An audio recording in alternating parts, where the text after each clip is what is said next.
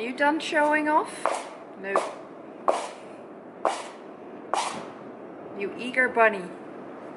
Are you gonna do the other leg now? Yeah. Okay, you're gonna alternate the legs. You fancy pony.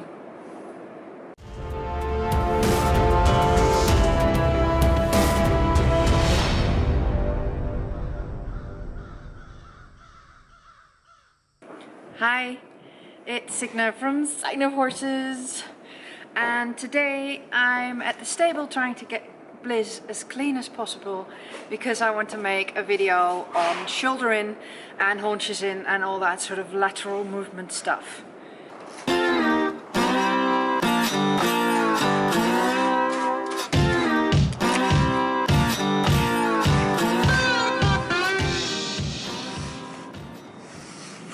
I've got a really muddy horse. I don't really care. I hope you don't mind watching a muddy horse. So he's muddy on the outside and nice and cozy on the inside. Give us a kiss. No kisses? No kisses, just fancy leg stuff. Yes? Oh. Oh yes, there it is. There's a kiss. Yes. I love you too.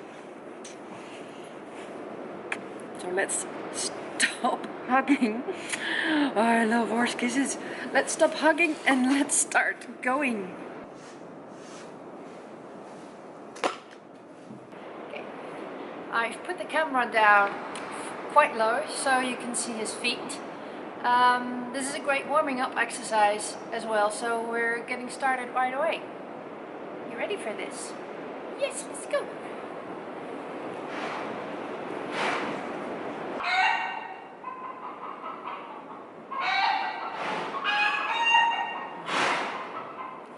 Shoulder in is not that hard.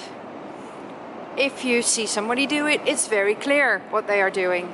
If you know what you're doing and you felt a good shoulder in before, then it's very clear and it's easy. But in that learning stage where the horse is learning and you as a rider are learning, it's incredibly difficult to find the right spot, to find the place where shoulder in really becomes a shoulder in. And as you can see, we've got a straight line ahead of us. Walk on. Now the thing with shoulder in is that you want to get the shoulders off of that straight line. And as soon as you start asking the head sideways, that is not a shoulder in. That is just his head turning sideways. I was trying to show you what a bend in the when a bend in the neck is not a shoulder in.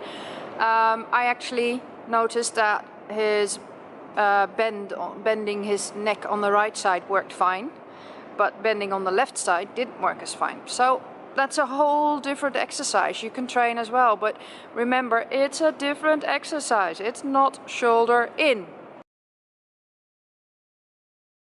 What I way much more prefer in the training stage is to have his shoulder come off that straight line and not at all worry about what the head is doing.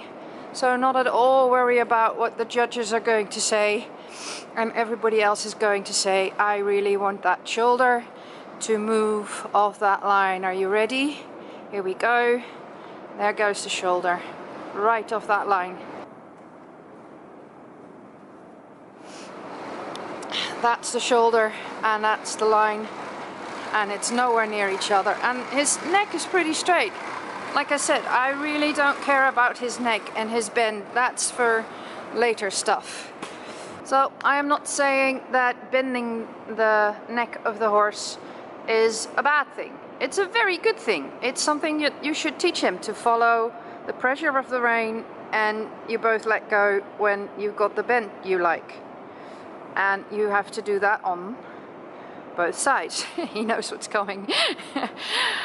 No, hang on. A bit more. Come on, horsey.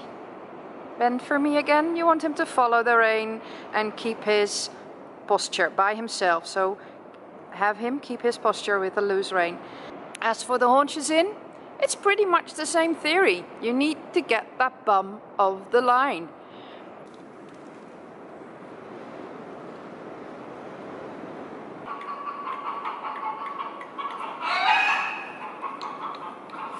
last thing I want to show you is something about line of travel or direction of travel, and it's all about bending and how your bend and your hindquarters or shoulder is on the line of travel or the direction of travel, and how you can change that.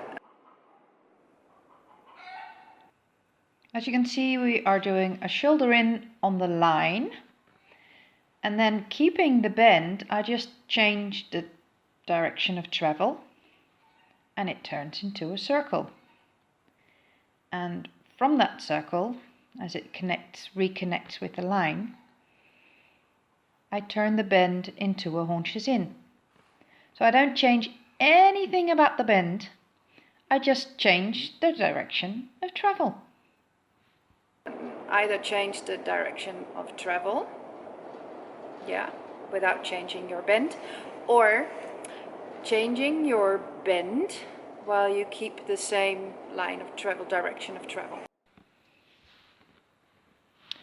We're in a shoulder in, and it turns into a haunches in, so keeping the bend.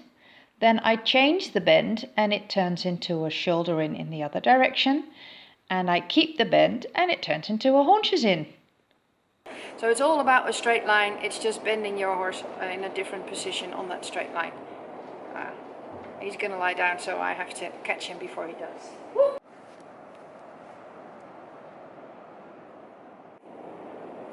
A little disclaimer, this is not an instruction video, it's just me giving some tips and my point of view on how to do these exercises. I've recorded this ending for like 100 times because there's so much I want to talk about when it comes to training horses, and that's also the reason why I don't make instruction videos, because they would be massively long. There are so many things that you have to take in account when you do instruction. So I leave that to the pros that are really good at making instruction videos. It's the end of the vlog! Don't forget to give this a thumbs up if you liked it. Subscribe and tell your friends to subscribe. And make sure that today, at least one moment today, you release your inner Viking. Yeah!